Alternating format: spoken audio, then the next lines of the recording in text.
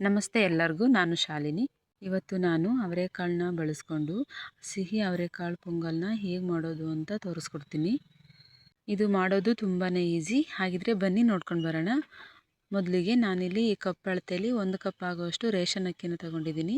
ಅದೇ ಕಪ್ನಲ್ಲಿ 1/4 ಕಪ್ ಆಗುವಷ್ಟು ಹೆಸರು ಬೇಳೆನ ತೊಗೊಂಡು 2 ಸಲ ವಾಶ್ ಮಾಡಿ ಹಾಕ್ಕೊಳ್ತಾ ಇದ್ದೀನಿ.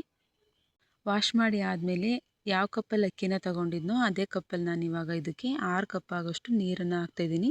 ಆಮೇಲೆ 1 ಚಮಚ ಆಗೋಷ್ಟು ತುಪ್ಪ, ಚಿಟಿಕೆ ಉಪ್ಪನ್ನು ಹಾಕಿ, ಹಾಗೆ ಅದೇ ಕಪ್ನಲ್ಲಿ 1/4 ಕಪ್ಪಷ್ಟು ಅವರೆಕಾಳನ್ನ ಹಾಕಿ ಕ್ಯಾಪ್ನ ಕ್ಲೋಸ್ ಮಾಡಿ 2 ವಿಷಲ್ ಹಾಕ್ಸ್ಕೊಳ್ಳೋಣ.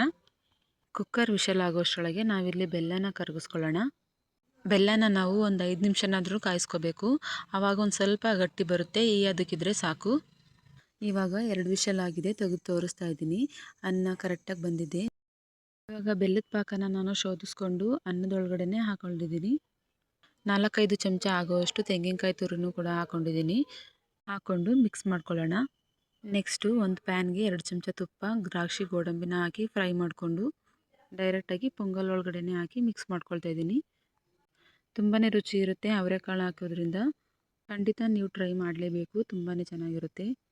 ಅವರೆಕಾಳನ್ನ ಇಷ್ಟಪಡೋರಿಗೆ ಈ ರೀತಿ ಪೊಂಗಲ್ಗೆ ಅವರೆಕಾಳು ಹಾಕಿ ಮಾಡಿಕೊಡ್ಬೋದು. ತುಂಬಾ ರುಚಿ ಇರುತ್ತೆ.